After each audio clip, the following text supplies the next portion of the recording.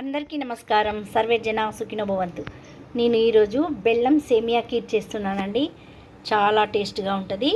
మనం ఇలా ఒక గిన్నె పెట్టేసుకొని కాస్త నెయ్యి, జీడిపప్పులు, కిస్మిస్ ఇలా సేమియా వేసుకొని వేయించుకున్నాను. ఇప్పుడు ఇందులోకి ఈ గ్లాస్ తీసుకున్నానండి, పాలు పోస్తున్నాను. ఈ గ్లాసుతో ఒక్కటి పాలు పోస్తున్నాను. పక్కకి ఒక గ్లాస్ వాటర్లో బెల్లం కరగబెడుతున్నాను. కరిగిపోయింది. ఇప్పుడు ఇందులోకి ఒక గ్లాస్ పాలకి మనం 2 గ్లాసెస్ వాటర్ పోసుకోవాలి. చాలా టేస్ట్గా ఉంటుందండి. గడ్డ కట్టకుండా ఉండడానికి కొంచెం వాటర్ ఎక్కువ పోసాను. మనం చక్కెర వేసుకోవద్దు.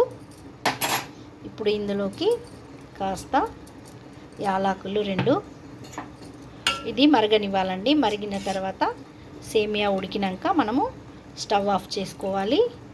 కాస్త చల్లారిన తర్వాతనే బెల్లం వాటరు పోసుకోవాలి. ఇప్పుడు ఇది మరగనివ్వండి. చూడండి, సేమియా అంత చిక్కగా అయిపోయింది, కాస్త చల్లారింది. ఇప్పుడు ఇందులోకి మనం బెల్లం వాటర్ పోసుకుందాం.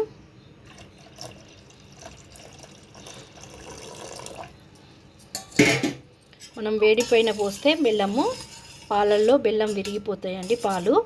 అలా కాకుండా ఉండాలి అంటే మనం కాస్త బెల్లం వాటర్ చల్లారాలి, తర్వాత పాలు కూడా చల్లారాలి. సేమియా చూడండి ఎంత బాగా అయిందో, చక్కగా టేస్ట్గా ఉంటుందండి.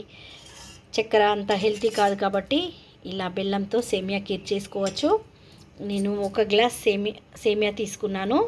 ఒక గ్లాస్ సేమియాకి 1 గ్లాస్ చిక్కటి పాలు తీసుకొని 1 గ్లాస్తో బెల్లం కరగబెట్టాను. 2 గ్లాసెస్ వాటర్ పోసుకున్నాను. ఇంకా ఇది అస్సలే మనకు చిక్కబడదండి, దగ్గరికి కాదు, ఇలాగే లిక్విడ్గా ఉంటుంది. మీరు కూడా తప్పకుండా ఇలా ట్రై చేయండి. పిల్లలకు పెట్టవచ్చు, చాలా హెల్తీ బెల్లంతో. Thank you.